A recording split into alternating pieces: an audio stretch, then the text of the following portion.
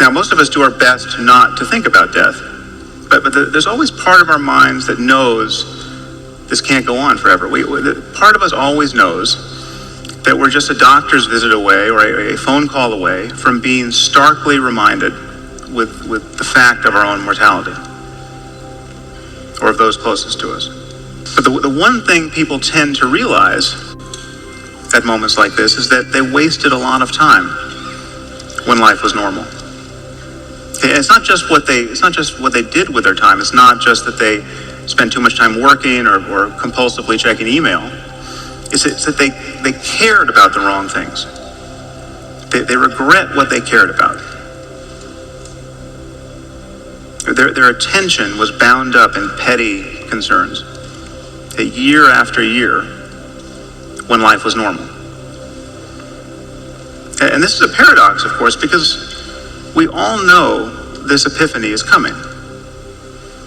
Don't you know this is coming? Don't you know that there's going to come a day when you'll be sick or someone close to you will die, and you'll look back on the kinds of things that captured your attention, and you'll think, what was I doing? You know this, and yet if you're like most people, you will spend most of your time in life tacitly presuming you'll live forever.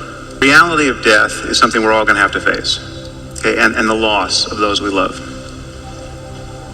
There's no perfecting this place. I mean, even if you play your game perfectly, if you just live long enough, you are going to witness the death of everyone you love.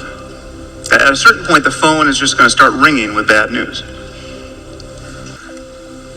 Because even if you live to be 100, there's just not that many days in life.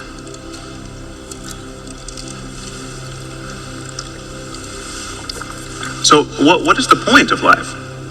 I mean, is anything sacred? Does such a question even make sense? This is what religious people are worried about. And I think these questions do make sense, and there are answers to them. But the answers are not a matter of getting more information. The answer is a change in attitude.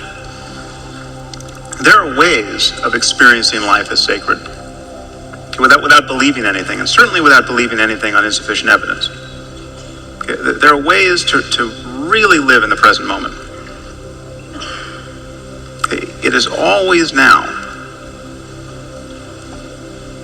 However much you feel you may need to plan for the future, to anticipate it, to mitigate risks, the reality of your life is now.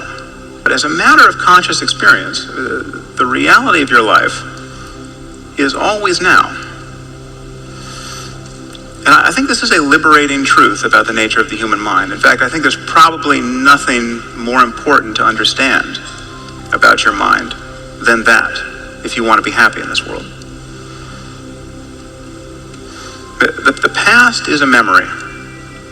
It's a thought arising in the present. The future is merely anticipated. It is another thought arising now. Okay, what we truly have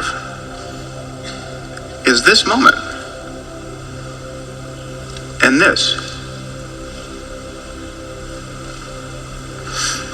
And we spend most of our lives forgetting this truth, repudiating it, fleeing it, overlooking it. And the horror is that we succeed. We manage to never really connect with the present moment and find fulfillment there because we are continually hoping to become happy in the future. And the future never arrives. Now, even when we think we're in the present moment, we're in very subtle ways always looking over its shoulder, anticipating what's coming next. We're always solving a problem. And it's possible to simply drop your problem, if only for a moment. We're all in the business of seeking fulfillment and relief from suffering. I mean, this is not to say that we want mere pleasure or the easiest possible life. Much of what we want in life, much of what we want to experience, entails struggle, and many of us learn to enjoy the struggle itself in some measure. Any athlete knows that there's certain kinds of pain that are actually pleasurable. If the burn of lifting weights was actually the symptom of a disease, it would be intolerable. But because it's happening in the context of a strenuous exercise and progress there, most people learn to enjoy it. So the conceptual lens through which we view even very intense sensation largely determines how we feel about it. And this is one of the many ways in which our thinking about experience changes the character of experience. So the frame we put around the present moment is important and largely determines our experience of it. But it seems possible, in fact, to experience life more nakedly than this, to experience it without an obvious frame. To pay attention to the present moment closely enough so that you're not doing anything to it. We're subjectively unaware of most of what our minds are doing. And yet when we think about what matters is consciousness and its contents. Okay, consciousness is everything. Our experience of the world, the experience of those we care about, is a matter of consciousness and its contents.